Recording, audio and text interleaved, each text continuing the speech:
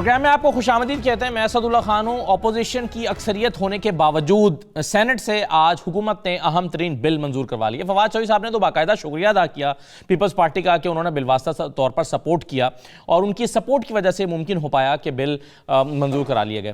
اب اس صورتحال میں کہ جہاں اپوزیشن کے سینٹ میں 57 ارکان ہیں اور حکومت کے صرف 42 ہیں, وہاں پر حکومت اگر بل پاس کرا کے چلا جائے تو اپوزیشن کی جو اکثریت ہے اس کو ایک بہت بڑا دھچکا پہنچتا ہے. اس لحاظ سے بھی کہ آئے دن تحریک عدم اعتماد کی باتیں ہوتی رہتی ہیں, تو جہاں پر اکثریت ہے وہاں پر تحریک عدم اعتماد اگر آ جائے تو ایسی صورتحال میں پاس ہونا مشکل ہو جائے گی. تو جہاں اکثریت نہیں ہے اپوزیشن کی وہاں پر پھر تحریک عدم اعتماد کیسے پاس ہو سکتی ہے؟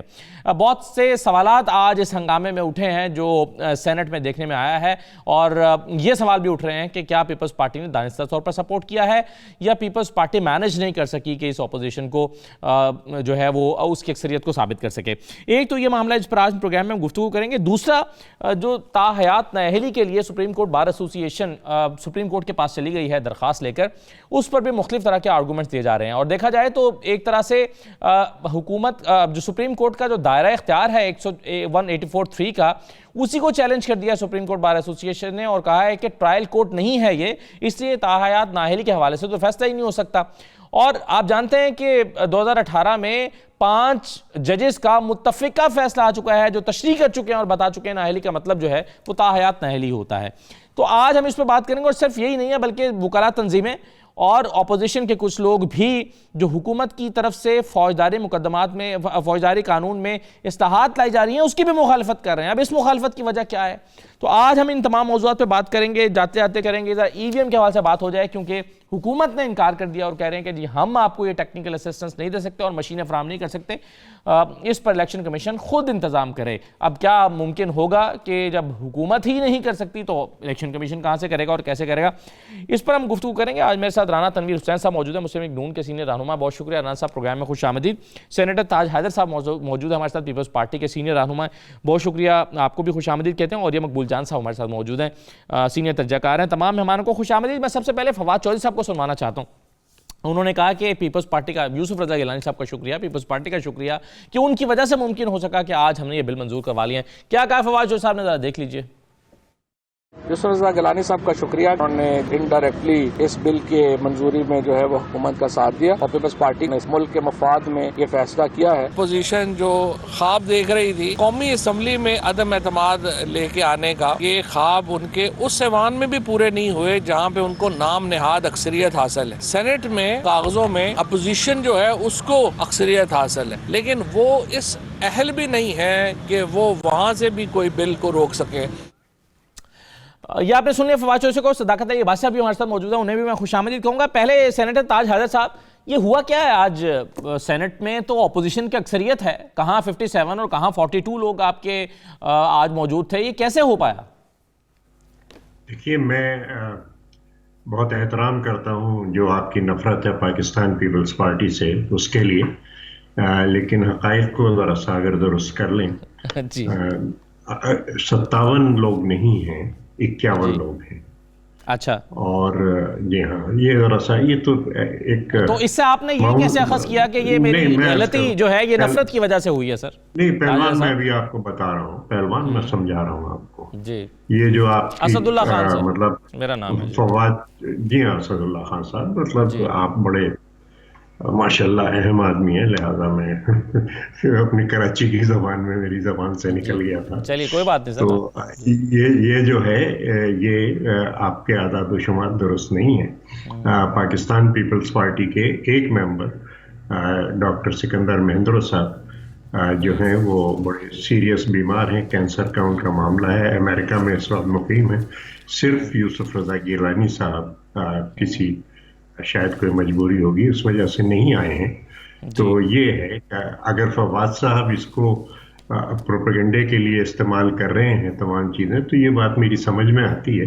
آپ کی جو خوشی ہے وہ سمجھ میں نہیں آئی تھی, اس لیے میں نے کہا کہ جو نفرت ہے اس کا احترام کریں. چلے میرے سر, اگر اس میں خوشی کا اظہار ہو گیا مجھ سے غلطی سے یا نادانستہ طور پر تو میں اس پر معذرت چاہتا ہوں, لیکن میں 57 والے پہ ابھی بھی قائم ہوں, کیونکہ یہ میرے سامنے جو نیوز رپورٹس پڑی ہیں اس میں بھی 57 کا فگر پبلش ہوا ہے. اور اگر آپ 51 کہتے ہیں اگر آپ 51 کہہ رہے ہیں تو پھر 42 پی ٹی آئی ہے.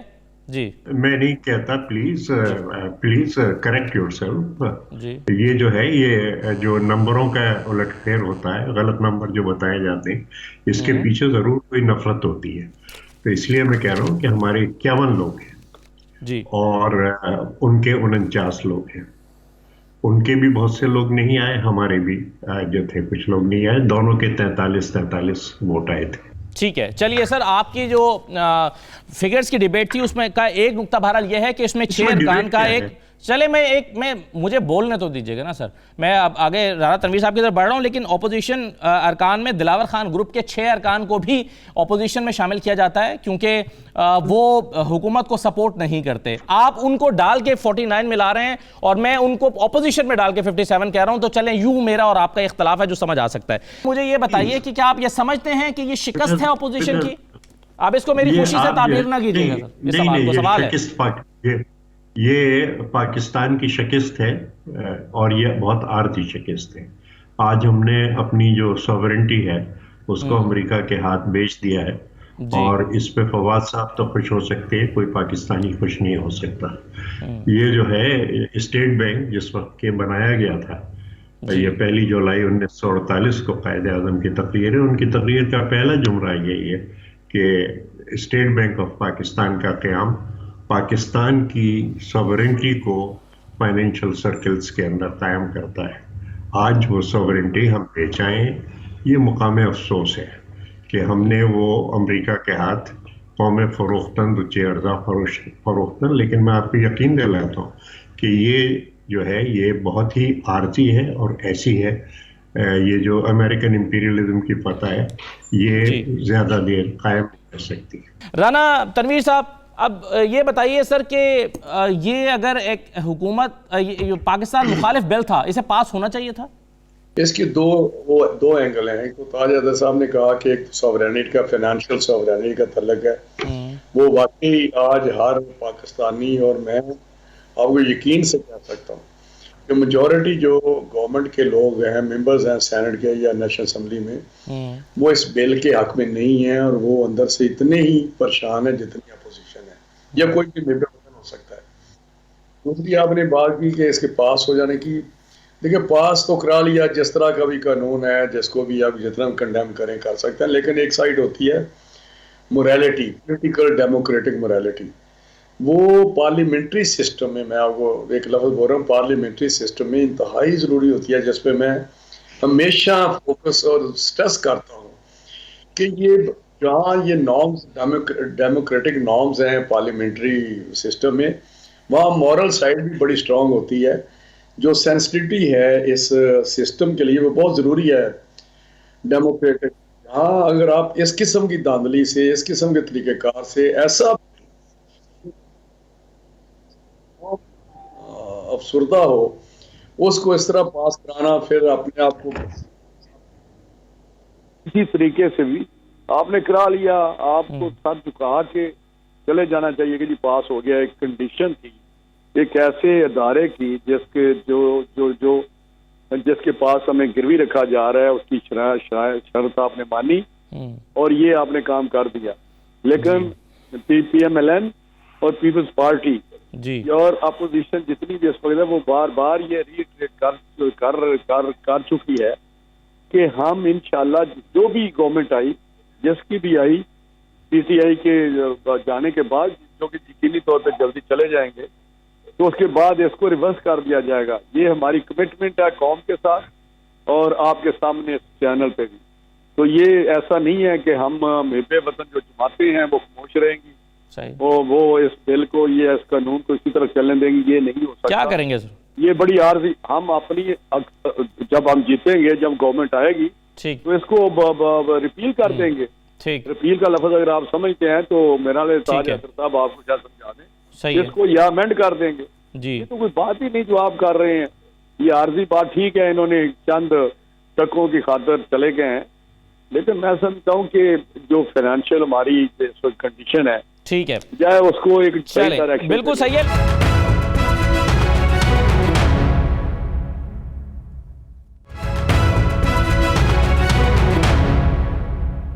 صداقت عباسی صاحب یہ بتائیے کہ یہ آپ نے تگودو کر کے یہ کیا ہے کہ اپوزیشن کے لوگوں کو ساتھ میں لایا، پیپلز پارٹی کو ساتھ میں لایا، یا پیپلز پارٹی نے فواد چودھری صاحب کے بقول خود سپورٹ کیا نیشنل انٹرسٹ میں؟ یہ کیا ہوا کیا ہے آپ کے خیال میں؟ اسداللہ صاحب بہت شکریہ. سب سے پہلے دونوں میرے سینئر پالیٹیشینز ہیں اور مجھے بڑی حیرت ہوئی ان کی باتیں سن کے. ان دونوں کی باتیں غیر جمہوری اور غیر سیاسی تھی، اور یہ دونوں اپنے آپ کو بہت بڑا محب وطن اور باقی سب کو غدار وطن یہ جنہوں نے کہا ہے. بالکل میں ان دونوں کی باتوں کا ادب احترام سے سخت احتجاج بھی کرتا ہوں، اور میں ان سے احترام کے ساتھ ناراضگی کا بھی کرتا ہوں. اور ان دونوں نے آپ پہ چڑھائی کی ایز اف کہ ان کو اسمبلی میں آپ نے ہرایا ہے یا سینٹ میں آپ نے ہرایا ہے. میں نے ووٹ دیا ہے اس بل کو، اور میں فخریہ کہتا ہوں کہ میں پاکستانی ہوں، اور میں فخریہ کہتا ہوں کہ میں نے یہ بالکل محب وطن ہو کے اس کو ووٹ دیا ہے. اس اسٹیٹ بینک کو ہم جو ہمارا بورڈ ہے اس کے سارے ممبران حکومت طے کرے گی، اس کا چیئرمین حکومت طے کرے گا، وہ پارلیمان کو جواب دے ہے. ہم نے نواز شریف دور کی وہ زیادتیاں کہ جب وہ سرکاری خرچے کرنے کے لیے نوٹ چھاپتے تھے اور قرضے لیتے تھے سینٹرل بینک سے، اس کو روکا ہے. اگر مزید مجھ سے بحث کریں گے تو میں کروں گا. میں حکومت کی طرف سے، حکومتی پارٹیوں کی طرف سے، پارلیمان میں قومی اسمبلی کی اکثریت کی طرف سے، اور سینٹ میں سینٹ کی اکثریت کی طرف سے جو انہوں نے آج باتیں کی ہیں، ان دونوں کو میں ناراضگی کا اظہار کرتا ہوں ادب سے کہ یہ دونوں جو باتیں کر رہے ہیں وہ ایسی گھسی پٹی باتیں ہیں. مگر وہ کہہ رہے ہیں کہ یہ پاکستان مخالف بل ہے نا، اور یہ عارضی ہے، جب وہ آئیں گے کمنٹ کریں گے. یہ کھسیانی بلی کھمبا نوچے. یار کیا باتیں کر رہے ہیں، ان کی اکثریت ہے، یہ بندے پورے نہیں کر پاتے. یہ آئیں گے تو دیکھا جائے گا. ابھی تو آپ ہیں، آپ کی سینٹ میں اکثریت تھی. آپ دونوں بجائے اس بات کے کہ شرمندہ ہوں آپ پاس بندے نہیں ہیں، آپ ہم پہ غداری کا الزام لگا رہے ہیں. آپ پہلے دیکھیں کہ غدار تو اپنی پارٹی کے آپ ہوئے کہ آپ اپنے بندے نہیں پورے کرتے. آپ کے بندے اندر سے ہمارے ملے ہوئے ہیں. آپ ہماری حکومت گرائیں گے، آپ کے پاس پتہ نہیں کیا کیا وہ پاورز ہیں. اب ہمیں آپ کہہ رہے ہیں کہ جو نہیں آئے، صداقت عباسی صاحب، آپ ہر وعدہ کر کے نہیں آئے وہ آپ سے ملے ہوئے ہیں، جو نہیں آئے وہ آپ سے ملے ہوئے ہیں. تو یہی بات ہے نا، ان کو پتہ ہے حکومت ٹھیک ہے، ان کو پتہ ہے یہ کرپٹ پارٹیاں ہیں، ان کی لیڈرشپ پر کرپشن کے کیسز ہیں. یہ پاکستان کو روک کے ہم سے کوئی نہ کوئی ڈیل کرنا چاہتے ہیں. شہباز صاحب کے کیسز بالکل سزا کے قریب ہیں، زرداری صاحب کیسز ان کے اینڈ پہ ہیں. تو یہ صرف چاہتے ہیں کہ بارگین کریں. ہم پاکستان کے محب وطن لوگ یہ جو پچھلا 30 سالوں کا چور بازاری کا دور تھا، اس کو انشاءاللہ ہوا بھی نہیں لگنے دیں گے، اور پاکستان ایسی ترقی کرے گا. آج پاکستان 5.3% گروتھ ہے. آج پاکستان کا 6,000 ارب کا ٹیکس ریونیو ہے. آج پاکستان کا 30 ارب ڈالر کا ایکسپورٹ ہے، 32 ارب ڈالر کا ریمیٹنسز ہیں. الحمدللہ 25 ارب سے ڈالر سے زیادہ ریزرو ہیں. آپ کون سی باتیں کرتے ہیں؟ پورے پنجاب، پورے کے پی، پورے کشمیر جی پی کو ہم نے مفت ہیلتھ کر دی ہے. ایک صرف سندھ میں چونکہ پیپلز پارٹی کی حکومت ہے اور وہ کرتی نہیں ہے. سندھ والے بیچارے علاج کے لیے پریشان ہیں. یہ باتیں کرنے کے بعد آپ کی کوئی حیثیت ہے کہ آپ آئندہ الیکشن کی باتیں سوچ سکتے ہیں؟ چلیں بالکل صحیح ہے، لیکن اگلا جو سوال اس سے پیدا ہوتا ہے، کیسے بکتیں گے جی اگلا سوال اس میں جو پیدا ہوتا ہے اوریہ صاحب، وہ یہ ہوتا ہے کہ تحریک عدم اعتماد کی بات ہوتی ہے. بلاول صاحب کہتے ہیں آئیے تحریک عدم اعتماد لے کر آتے ہیں، آئیے اس پہ بات کرتے ہیں. لیکن ایسی صورتحال میں کہ جہاں پر اکثریت ہے اور پوری نہ کر سکیں آپ، تو وہاں پر تحریک عدم اعتماد کے امکانات کتنے رہ جاتے ہیں؟ دیکھیں، یہ تو ایسا ایشو ہے کہ اس کا جواب سیاستدان ہی دے سکتے ہیں. ان کے پاس ایک ہی جواب ہوتا ہے کہ ٹیلی فون آ گئے تھے اور ٹیلی فون کالز آ گئی تھیں. تو بہرحال ہم کیا کہہ سکتے ہیں اس معاملے. لیکن میں دو بڑے زبردست قسم کے نعرے بلند کیے گئے ہیں کہ ہم آئی ایم ایف کا جو اسٹیٹ بینک کی ساورنٹی گروی رکھی گئی ہے، یہ گروی رکھنے کو ہم واپس کر دیں گے. اور گروی رکھی گئی ہے، بہت بڑا ظلم ہو گیا ہے پاکستان کے اوپر. میں بھی سمجھتا ہوں کہ بہت بڑا ظلم ہوا ہے، اور یہ اتنا بڑا ظلم ہے جس کا آپ تصور نہیں کر سکتے. لیکن اس ظلم کو اس 1.5 سال میں 2 سال میں بنایا گیا، یہاں تک پہنچایا گیا. جس دن ذوالفقار علی بھٹو 6 جولائی 1977 کو یہاں سے رخصت ہوا تھا اقتدار سے، اس ملک کے پاس 7 ارب 56 کروڑ روپے کا قرضہ تھا. جس دن ضیاء الحق یہاں سے گیا، اس ملک پر 17 ارب 56 کروڑ روپے کا قرضہ تھا ٹوٹل.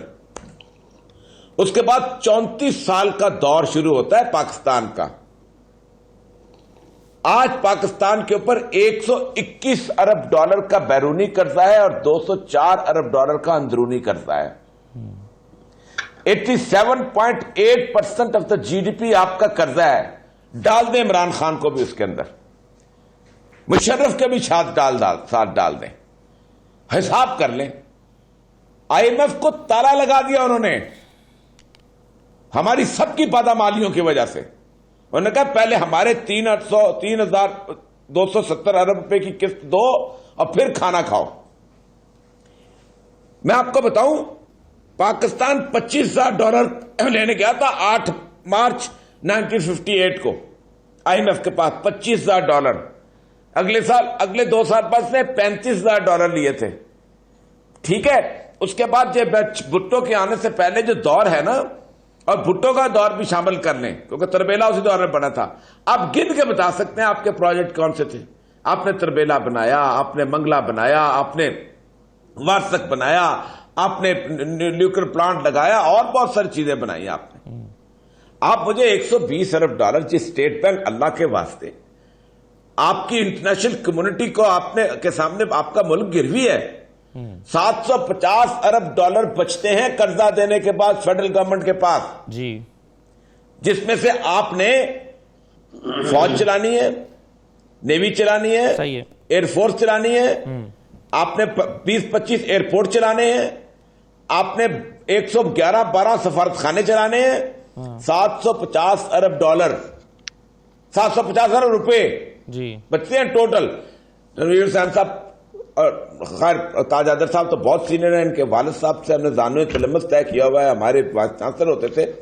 مسئلہ سارا یہ ہے کہ ایک پبلک کو بتاؤ کہ آئی ایم ایف سے نکلنے کی کون سے راستے ہیں. بہت راستے ہیں, لیکن ہمیشہ میں نے کہا 2 ہی راستے ہیں غیرت مند ہونے کے. ایک تو راستہ ہے جو اس کے رافیل کوریا نے اختیار کیا تھا ایکواڈور کا. ٹھیک ہے, اس نے کہا تھا ہم نہیں دیتے ڈیٹ. اوریا صاحب آپ, اس نے کہا تھا ڈیٹ جو بنیادی سوال ہے پھر اس ڈسکشن میں, یہ تو حکومت کی جو فائنینشیل پرابلمز ہیں یا ان کی نااہلیاں ہیں یا کمزوریاں ہیں, کچھ بھی اپوزیشن اس کو تعبیر کرتی ہے اس سے. سوال یہ ہے نا کہ اگر یہ حکومت کو نہیں چلنے دینا اپوزیشن نے تو کیسے, راستہ کیا ہے؟ اور اگر وہ تحریک عدم اعتماد کا راستہ ہے جو کہ میں نے آپ سے سوال کیا, تو کیا یہ ممکن دکھائی دیتا ہے آپ کو؟ میں کہتا ہوں عمران خان کو اتار دو, ابھی اتار دو, اور مسئلہ حل کر دو 3 مہینے کے اندر, 1 مہینے کے اندر, 3 سال کے اندر. بتاؤ راستہ کیا ہے؟ مسئلہ جو ہے نعرے سے مسئلہ حل نہیں ہوگا. آؤ کنسنسس فائنینشیل صورتحال ہماری اس قسم کیا, آؤ مسئلہ حل کرو بھائی اس ملک کا. میں نے بتایا نا, رافیل کوریا نے کہا تھا the debt which has been accrued for the benefit of the few is illegitimate. 88% debt, اس کا ڈیٹ جو تھا وہ لوگوں نے مانا تھا illegitimately ہے. یہ ہے حالت. یا پھر آپ ڈیفالٹ کریں, آپ ڈیفالٹ کوئی نہیں کرے گا. پاکستان میں کوئی سیاسی پارٹی ڈیفالٹ نہیں کرے گی. 12 دفعہ 1974 میں یو کے نے ڈیفالٹ کیا, ترکی 2 دفعہ ڈیفالٹ کر چکا ہے, میکسیکو کر چکا ہے, اسپین کر چکا ہے. آپ مہلت مانگیں, کچھ تو کریں بھائی. اس گرما گرمی میں اس ملک کا کچھ نہیں ہونا. رائٹ سر, چلیے میں ایک چھوٹا سا بریک مجھے لینا ہے, میں واپس آتا ہوں. تو یہ جو تاحیات نااہلی کی ڈیفینیشن پر ایک مرتبہ پھر یہ موضوع بحث ہے, اس پر بھی گفتگو کرتے ہیں. چھوٹا سا بریک لے کر واپس آتے ہیں.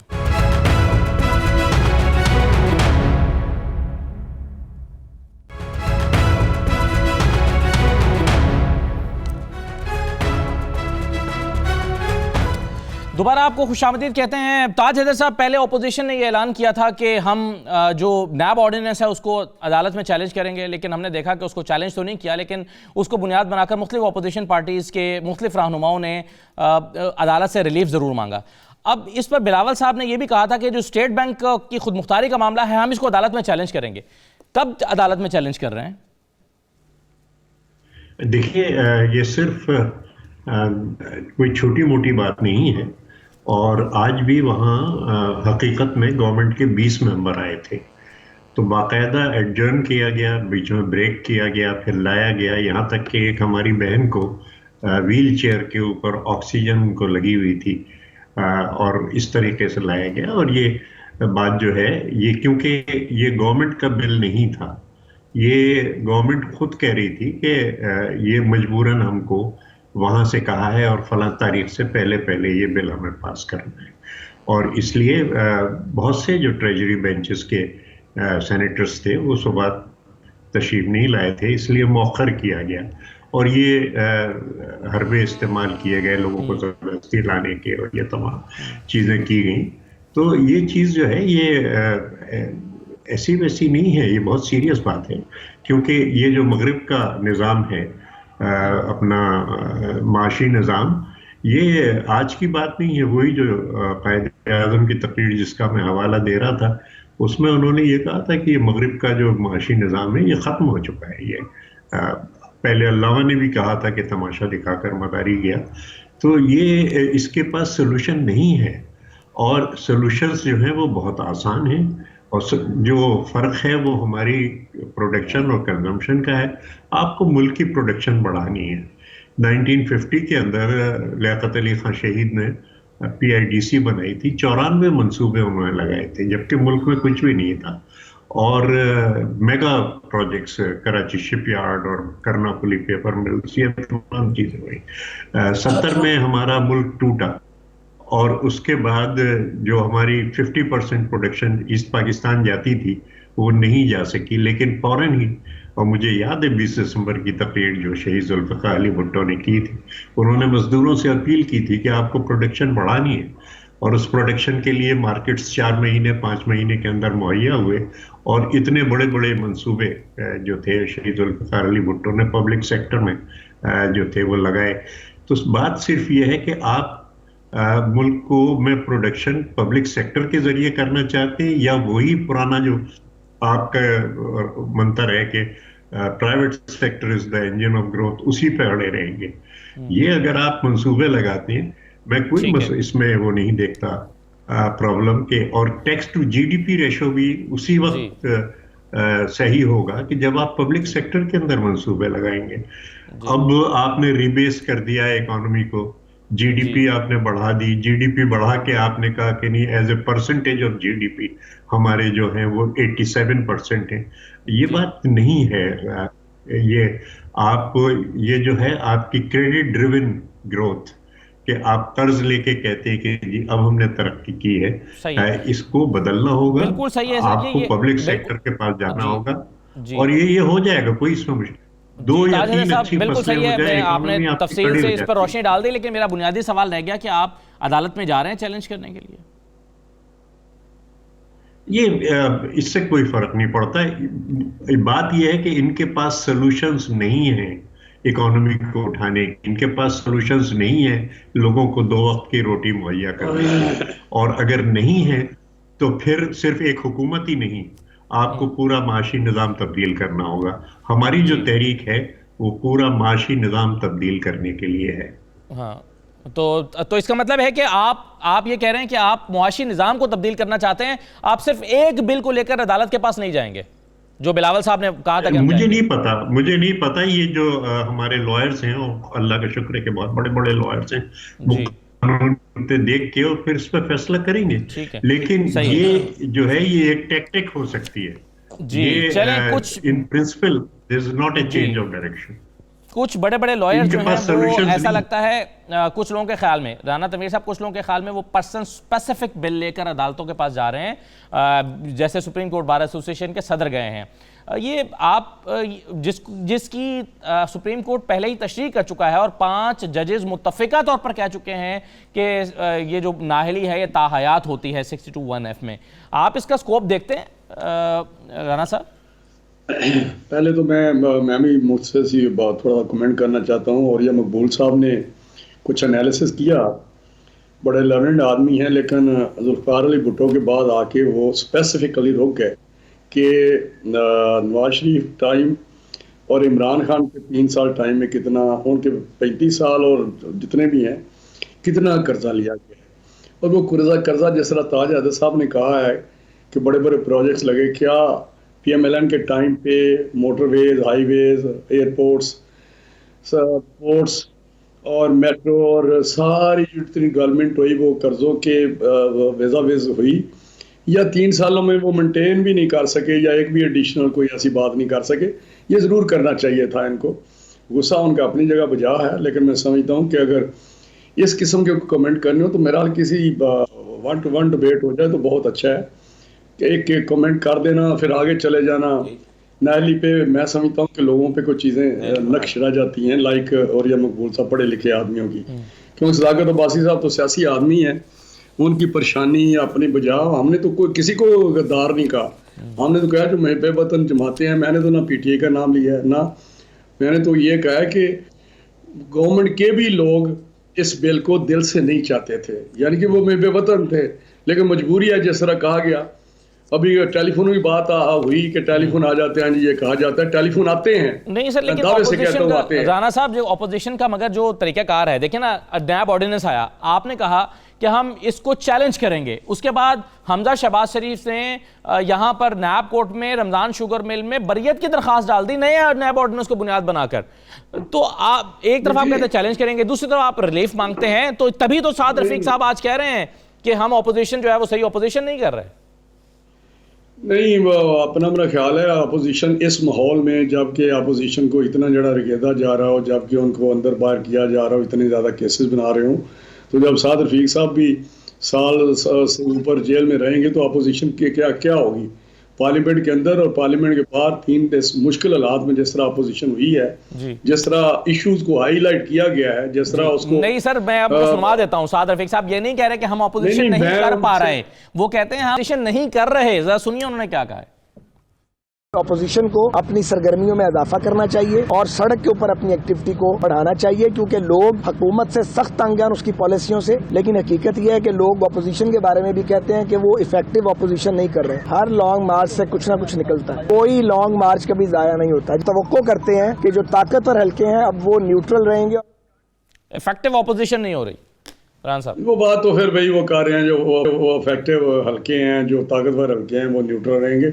इसमें लंबी बहस है, चले नहीं कर रहे तो मजीद बेहतर कर लेंगे। वो हमारे बड़े डायनेमिक साथी हैं, आपको पता है कितने बड़े वर्कर हैं, वो पॉलिटिकल वर्कर हैं, विजडम है उनमें।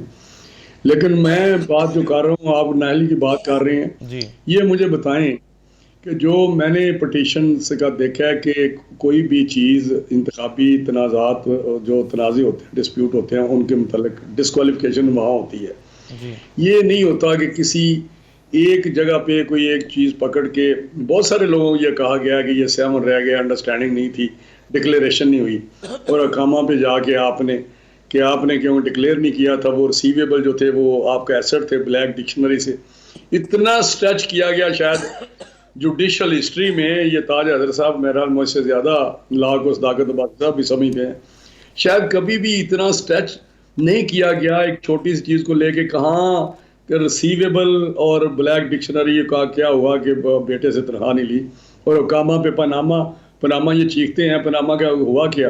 एक नवाज शरीफ साहब का जिसमें उनका जिक्र ही नहीं था, अल्टीमेटली लैंडेड इनटू अकामा।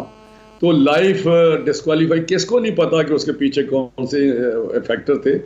लेकिन अगर वो पिटीशन गई है तो मेरा हाल है जजेस साहबान को चाहिए एक फुल कोर्ट में बैठ के वंस फॉर ऑल डिसाइड करें, अपना माइंड उन्होंने अप्लाई करना है। वो जजेस मैं यही तो कह रहा हूं ना, एहसन बोन साहब से हमारी बात हुई थी, वो उन्होंने कहा था प्रोग्राम में ज्वाइन करेंगे, लेकिन उस वक्त खैर उनका नंबर नहीं मिल रहा। लेकिन यही तो मैं नुक्ता उनसे भी समझना चाह रहा था कि जब इसकी तशरीह तो ऑलरेडी 5 जजेस कर चुके हैं, और ये साहब इस पर आप अपनी राय दें। मैं सदाकत भाई साहब के पास आता हूँ। चीफ जस्टिस मियां साकिब निसार साहब थे, शेख अजमत सईद साहब, जस्टिस उमर अता बंदयाल, जस्टिस एजाजुल हसन और जस्टिस सज्जाद अली शाह और उमर अता बंदयाल साहब ने यह फैसला लिखा था जिसमें कहा गया था कि ये नाहली जो है ये ताहयात होगी। देखिए, एक तो राना तनवीर साहब ने कहा है कि 1-on-1 प्रोग्राम में इंशाल्लाह हाजिर हूं। मैंने बड़े दुख से बात की है, और मैंने अब सच्ची बात यह है कि पूरे पाकिस्तान की 70 साल की तारीख, ये मुल्क जो है इसकी तबाही उसी दिन शुरू हो गई थी जिस दिन कैदी साहब जो थे अमेरिका से उठ के आए थे। कितना कर्जा हुआ है और नवाज शरीफ के दौर में कितना हुआ था, ये जरा बता दें मुझे सिर्फ। नहीं, मैंने आपको बताया ना रान साहब, वो बड़ी लंबी फिर बहस हो जाएगी, कौन सा प्रोजेक्ट कहां से आया, बड़ी लंबी बहस हो जाएगी। बड़ा आपने तो 25 हजार डॉलर बता दिया, ये भी बता दें कि नवाज शरीफ के टाइम पे कितना कर्जा आया है और बाद में 3 सालों में कितना आया है, ये बता दें जरा। ये आपके पास फिक्र होना चाहिए जब 50 है आपके पास। वो मैं पर फिक्र है, वो एक लंबी बात इसलिए हो जाएगी, मैं बता देता हूं, उसमें ज्यादा आया है। مارجن میں بھی زیادہ آیا ہے. اس لیے زیادہ آیا ہے کہ آپ کی ایک ریگولر قسط چل رہی ہے جو کہ 1988 آنورڈ شروع ہوئی ہے. وہ پائل اپ ہوتے ہوتے وہ بڑا لمبا میں نے فگر پوچھا, آپ ایکسپلینیشن نہ دیں عمران خان کی, آپ تو ایکسپلینیشن اس کے اسپوکس پرسن بن گئے ہیں. مجھے یہ بتائیں فگر کیا ہے. میں نہیں دے رہا, مجھے موقع دیں, میں اس کا جواب دیتا ہوں. پی ٹی آئی گورنمنٹ کا یار آپ کسی اور کو بھی بلا لیں, صداقت کے بیٹھ جاتے ہیں, اس طرح نہ کریں. میں پوچھ رہا ہوں کہ ان کے 3 سال میں ٹوٹل اماؤنٹ کتنے بلین روپیز قرضہ ہوا ہے اور ہمارے دور میں کتنے بلین روپیز قرضہ آیا. بات ختم ہوئی. میرے پاس اس وقت نہیں ہے لیکن میں نکال دوں گا. لیکن میں 34 سال کی بات کی تھی. اور ایسا بہت پڑھے لکھے آدمی ہیں آپ, بہت پڑھے لکھے آدمی, آپ 48 سے لے کے آئے ہیں, آپ 25,000 سے شروع کی ہے. بھٹو صاحب پہ آپ روکے, آگے جا کے آپ نے فکر ہی نہیں دیا, آپ لائے نہیں ہیں. وہ تو لوگوں کے عام ہے. میں نے 11 کے 11 چلیں آپ اور صاحب 11,000 دیے. گلا فریش کر لیں. نمین بائل میں صداقت عباسی صاحب کی رائے لے لیتا ہوں, آپ پھر اس کے بعد رسپونڈ کر دیجیے گا. جی باسی صاحب. جی میرے دونوں جو سینئر پالیٹیشین دوست ہیں, میں ان کی باتوں کا زیادہ جواب دوں گا جی کہ پاکستان کو قرضہ لینے کی ضرورت کیوں ہے. پاکستان کی جو بیرونی آمدنی ہے وہ تھا ایکسپورٹ, اور 2013 تک یہ تو ہر گورنمنٹ میں لاگو ہوتی رہی ہے نا. 25 ارب ڈالر. صرف صداقت میری بات سنیں, میں انٹرپٹ نہیں کرتا. رانا صاحب ان مینو گل کر رہے ہو سر. میں ایک گل کرتا, ایک جڑی ضرورت ہے گورنمنٹ, ہر گورنمنٹ کی ضرورت رہی ہے کہ کیوں لیا گیا قرضہ, کیوں لیا گیا. یہ تو پھر پیچھے چلی جائے گی بات 47 پہ. میں یہی بڑے بھائی مجھے اگر بولنے دیں تو میں لوگوں کو سمجھ آ جائے گی. نہیں آپ بول کے آپ نے گالیاں میں نکال دیا, تو چپ رہے ہیں, چھوٹے ہیں آپ, میں نے تو گالیاں میں برداشت کی ہیں آپ کی. نہ میں نے بڑا احترام کرتا ہوں آپ کی ذات کا, شخصی احترام ہے. آپ نے کافی کچھ ہمیں کہہ لیا. میرا دیکھیں پوائنٹ یہ ہے جی, 2013 میں جب پیپلز پارٹی جاتی ہے تو پاکستان کی ایکسپورٹ, جو پاکستان کی آمدنی ڈالر کمانے والی, وہ تھی 25 ارب, اور اس وقت بنگلہ دیش تھا کوئی 14-15 ارب. ہم اس سے بہت آگے تھے. یہ لمبی بحث ہے, میں پھر آ جاؤں قرضوں کا پوچھ رہے ہیں کہ ہم نے کتنا قرضہ لیا تھا اور آپ نے کتنا قرضہ لیا. سوری میں معافی کے ساتھ بات کرنا, اگر مجھے یہ کہتے ہیں نا ہمارا میں نے اپنی بات کرنی ہے نا, میں رانا صاحب کا جواب دے دیں, اس کا جواب دے دیں. یہ ریونیو کہتے ہیں بڑا ہے, میں دیتا ہوں نا, اس لیے بڑا ہے کہ ان کا ڈالر 180 پہ لے گئے یا 178 پہ لے گئے, اور جب ڈیوٹی جب آتا ہے باہر سے امپورٹ کرتے ہیں چیزیں, اس پہ ان کی کسٹم ڈیوٹیز ایکسائز, شاید اوریا صاحب اس کو انڈوز کریں, ان کی ریونیو بڑھ جاتا ہے. جو 100 روپے کی چیز پہلے تھی یا وہ پڑ رہی ہے ان کو 300 روپے میں. 300 روپے میں جب ڈیوٹی لیتے ہیں تو وہ پہلے 100 روپے جو پچھلی گورنمنٹیں لیتی تھی, یہ 300 روپے میں وہ پرسنٹیج لیتے ہیں. لہٰذا اگر پچھلی گورنمنٹ 20 روپے ڈیوٹی لے رہی تھی تو اب یہ 60 روپیز لے رہے ہیں, اس سے ریونیو بڑھا ہے. میرے ساتھ بیٹھ جائے, اگر نہ ہوا کوئی اور بات رانا صاحب مجھے مہربانی کریں نا, مجھے موقع دیں. کریں آپ 6000 آپ نے کہا, تھوڑا سا بریک لے لیتا ہوں, پھر عباس صاحب اس کا جواب دے دیجیے گا. میں ایک اور ایشو, چلے میں ایک بریک لے لیتا ہوں, بریک کے بعد واپس.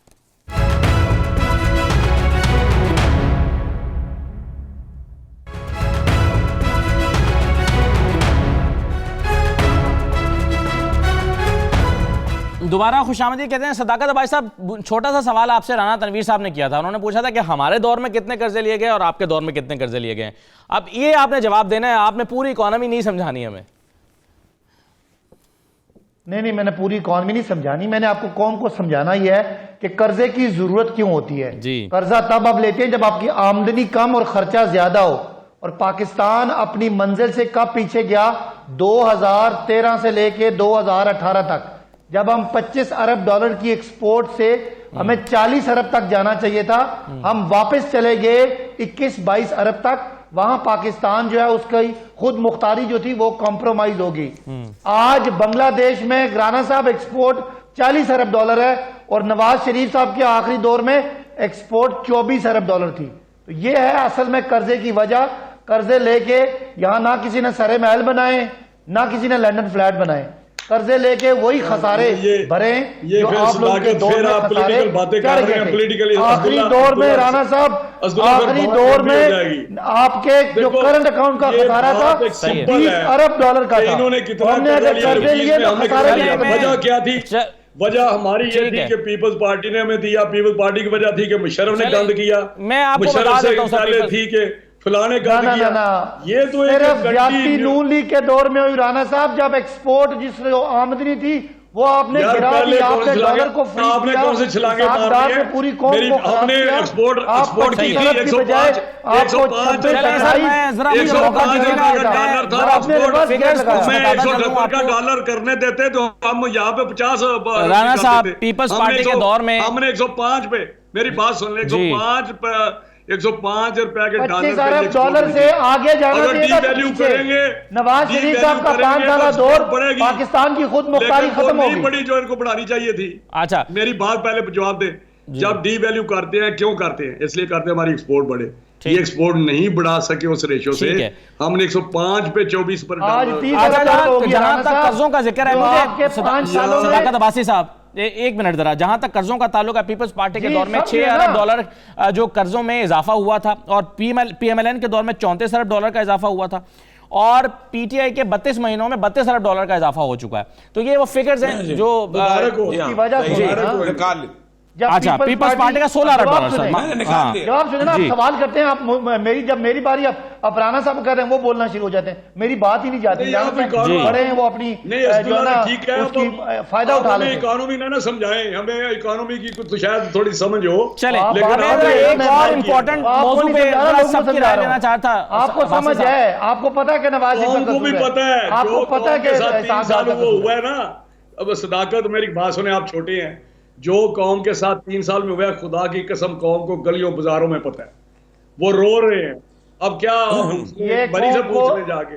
صحیح ہے, چلیں مجھے مہربانی کریں مجھے جواب دینے دیں. باسی صاحب جلدی سے جواب دے دیں, میں آگے بڑھوں گا, جلدی جواب دے دیجیے گا سر. باسی صاحب میں یہ کہہ رہا ہوں کہ پاکستان پچھلے 5 سالوں میں پاکستان کی جو خود مختاری تھی معاشی, وہ نواز شریف صاحب نے اور اسحاق ڈار صاحب نے بیچ دی. جب ایکسپورٹ کو بڑھنا چاہیے تھا, ان کے دور میں ایکسپورٹ گرا, اور آخری سال میں جو خسارہ چھوڑ کے گئے وہ 19.3 ارب ڈالر کا تھا, جہاں پاکستان آئی ایم ایف کے بغیر اور پاکستان بیرونی قرضوں کے بغیر چل ہی نہیں سکتا تھا. آج الحمدللہ ہم نکل آئے اس وبال سے, آج 30 ارب ڈالر کا ایکسپورٹ بھی ہے, اور آپ کے پاس ریزرو بھی ماشاءاللہ. پاکستانیوں کو خوش ہونا چاہیے, ضرور تکلیف ہوئی ہے, مہنگائی ہوئی ہے, لیکن اس کے پیچھے وہی ظلم تھا جو اسحاق ڈار صاحب نے 5 سال کیا. 22 ارب. چلیں ذرا مجھے ایک اہم معاملے پر ذرا رائے لینے دیں تاج حیدر صاحب کی. تاج حیدر صاحب, یہ جو فوجداری قانون میں اصلاحات آئی ہیں, آپ اس سے متفق ہیں, آپ اس کو سپورٹ کرتے ہیں, پیپلز پارٹی اس کو سپورٹ کرتی ہے؟ دیکھیے, وہ تو جو سپریم کورٹ بار ایسوسیشن ہے اس نے رد کر دیا ہے اسے, اور اس نے ایک بڑی اچھی بات کہی ہے کہ جو اسٹیک ہولڈرز ہیں ان کا کنسلٹیشن نہیں ہوا, تو مشاورت سے چیزیں جو ہیں وہ بہتر ہوتی ہیں. لیکن اگر سمجھا جائے کہ بس جو ہم نے کہہ دیا وہ حرف آخر ہے اور مشاورت نہ کی جائے, تو پھر مجھے ناامیدی ہوئی وزیر قانون نے جو بات کہی. جی ویسے وہ کہہ رہے ہیں کہ ہم نے مشاورت کے لیے بھیجا تھا تاج صاحب, لیکن میرا سوال یہ ہے کہ کیا اس میں آپ کو اعتراضات بھی نظر آتے ہیں؟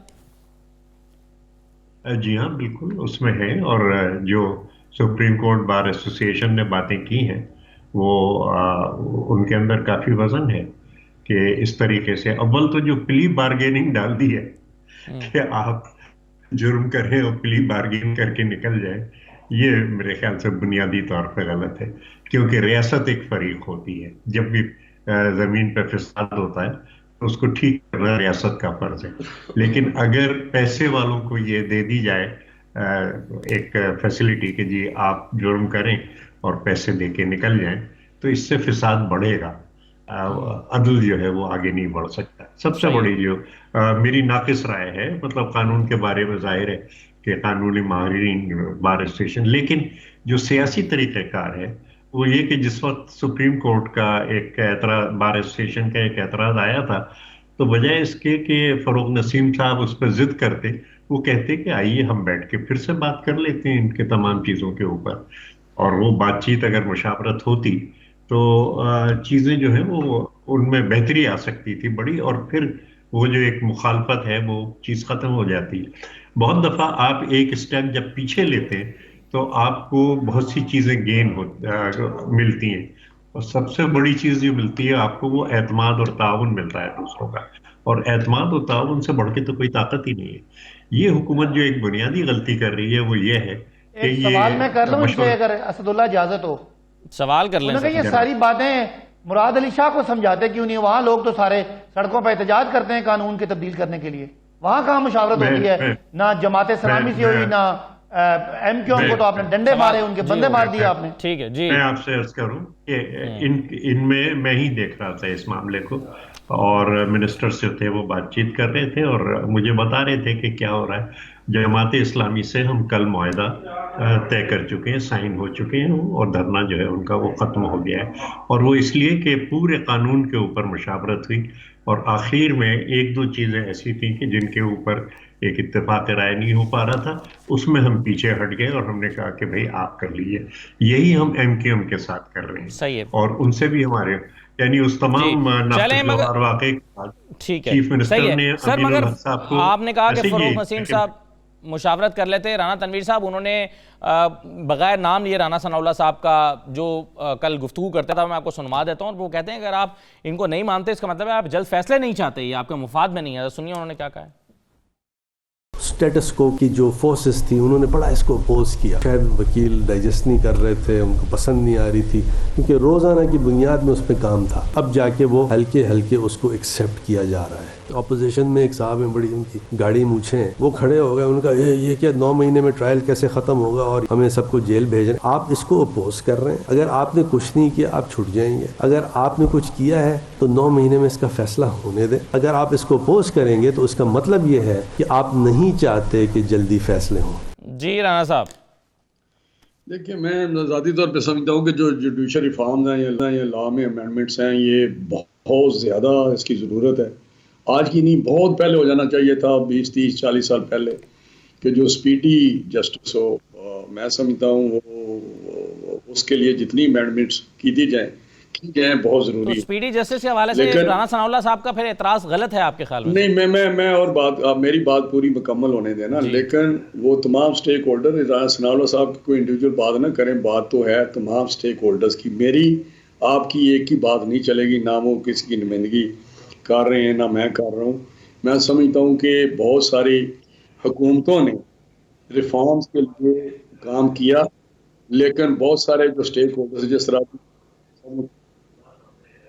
میرا اپنا ایک خیال ہے کہ جوڈیشری بھی اس میں، میرا ذاتی خیال ہے کہ ایک رائٹ آف اپیل ہونا چاہیے سوائے بہت ہینیس قسم کے offense میں، باقی رائٹ آف اپیل بند ہو تو اس میں شاید بہت سارے یار یہ تو پھر ہو جائیں گے یا وکلاء کے پاس کم کیسز آئیں گے جی، تو میں سمجھتا ہوں کہ لیکن سٹیک ہولڈرز کے علاوہ جو ریفارمز ہوتی ہیں وہ میں سمجھتا ہوں کہ ان کی کامیابی جو ہے نا وہ بہت اس کے امکان کم ہوتے ہیں جی، لیکن یہ چاہیے جس میں خرابی ہے، جس طرح پلی بارگن کی بات کی ہے، یہ نہیں ہو سکتا کہ میں قتل کر دوں، میں کسی کی ٹانگ توڑ دوں اور پھر میں پلی بارگن کرتا پھر میرا اجازت ہو لا میں، نو جی، اس لیے یہ چیزیں ہو سکتی ہیں ریویو، لیکن یہ ضرورت ہے۔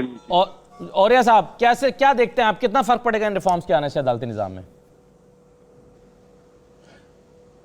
دیکھیں میں نے اس پہ پورا شو بھی کر چکا ہوں، ایک تو میں آپ کا بڑا شکر گزار ہوں، آپ نے وہ ساری فگر نکال دی، میرا گلا سخت خراب تھا، میں آ جانا نہیں چاہتا تھا، لیکن میں نے بھی نکال لی تھی۔